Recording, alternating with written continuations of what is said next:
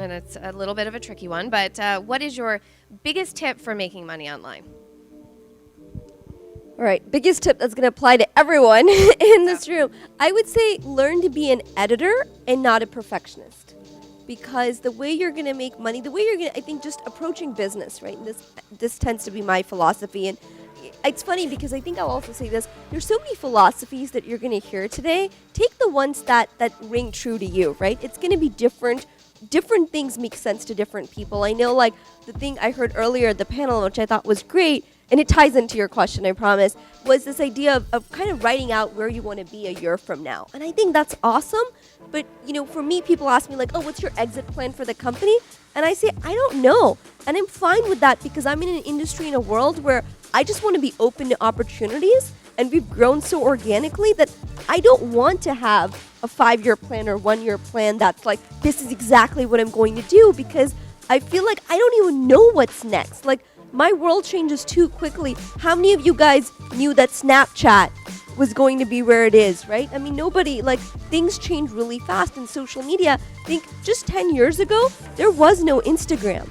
Facebook had 5 million users, right? It's totally different. Like, so many of the things that we see today didn't exist. So for me, I think making money online or otherwise, it's about being an editor, being open to what the market wants, which is going to be constantly changing, and be willing to evolve. So, I see, like, people who sit on their websites for a year because they want to get just the right shade of magenta, right? For their logo. Like, tad too bright, tad just...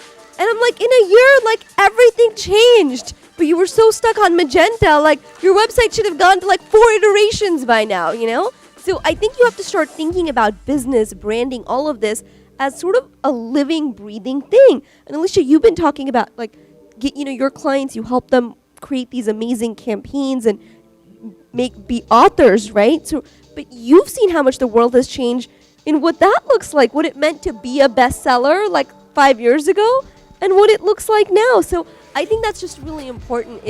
That's my best advice, is learn to be an editor, take from this, put something into action. I don't care what it is when you go home that makes sense to you, but know that you're always going to be changing things. So if you reach for progress and not perfection, I think you'll do much better in the online world, but you'll also be a saner human being. And I think that counts for something.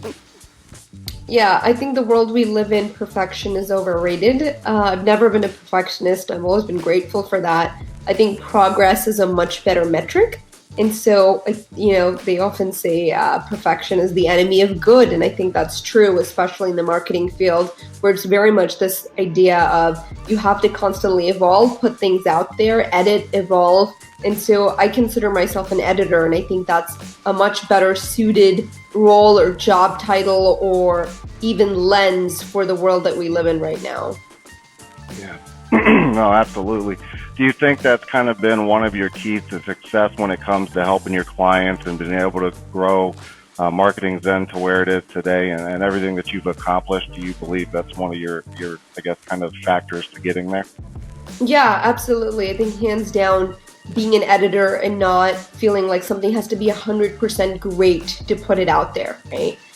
To know that as long as you're providing value and you're getting better and you're keeping up, I think that's the best that one can expect from themselves.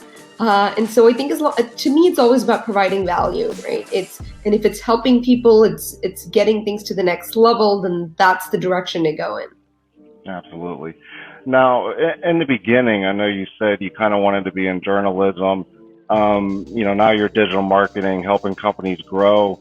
How did you come up with the idea to start a digital marketing company, and how did you build a business plan and just hit the phones, hit the pavement? What did you do in those very beginning stages to get your company off the ground and build it to what it is today? Yeah, so, I think it's interesting that I didn't start out to say I wanted to build this digital marketing firm that we have today. It very much started out with meeting demand. And I think that's where some of the best businesses come from, is you notice demand and then you find that sweet spot in the marketplace, right? And I think demand also to see how is that being fulfilled today? If I was starting today, it might look very different. I might have a different perspective than when I did like 10 years ago, right? So I think it's about studying the market. What does it look like? And then finding that sort of intersection between your passion and what you love and what the market wants. And so arguably, Marketing Zen was one of the first social media marketing firms in the world. This is a time where social was really new. My book, The Zen of Social Media Marketing, which is now in its 4th edition and is used in many colleges as a textbook. This was before Momentum, my second book, came out. Even it's just funny, it was one of the first books on social media. So I think when you're that early into any industry and field, you don't quite know what you're building towards. You're more looking again to meet the demand of the marketplace or the audience. And at that given time, people really were hungry to know, how do I use Facebook? How do I understand Twitter? How do we blog, right? And of course, over time, that's evolved to being much more sophisticated.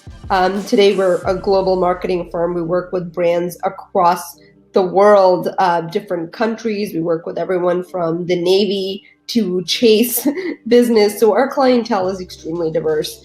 And a big part of that has been continuing to grow and develop. So I think it's not being able to stay in that box, right? Because eventually people figure out, okay, how do we use Facebook, Twitter? And then it's now more to me about the connected consumer. How do you really understand and engage how people think and work? So I think in part of it, it's kind of like I feel like my job is 2 parts, being an anthropologist and looking at almost the history and where we've come from and how people respond and react, maybe a little sociology mixed in, and then a futurist. So thinking about knowing this, where are we headed now?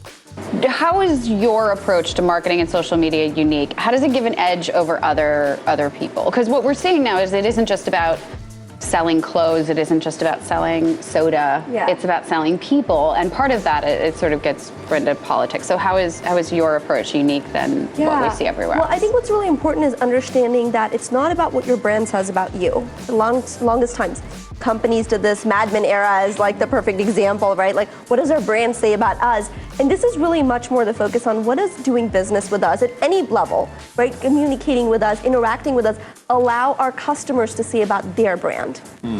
And so it's a very different perspective. So it's like, even the people watching the show right now, it's, yes, this show might be about XYZ, but what does it say about them watching the show?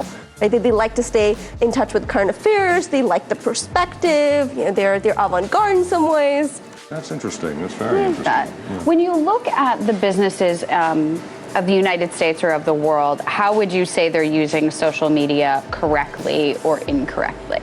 Yeah, I think so much of this is a process, right? This is true for every one of us. At my office, the joke's always like, what changed while we were sleeping? Because that's the only guarantee is something changed. We just need to figure out by noon what it is so we can make sure that our clients are in the loop. And I think so part of this is an evolution. It's not so cut and dry. It's not like you get up and you realize, okay, well, this is how it's going to be. It's more learning to realize that this is an ecosystem. It's not about the tools we use. People get so caught up in that. Like, is it Snapchat? Is it Instagram? And really, it's sort of this broader idea of it's this ecosystem, and so how do you really thrive in it?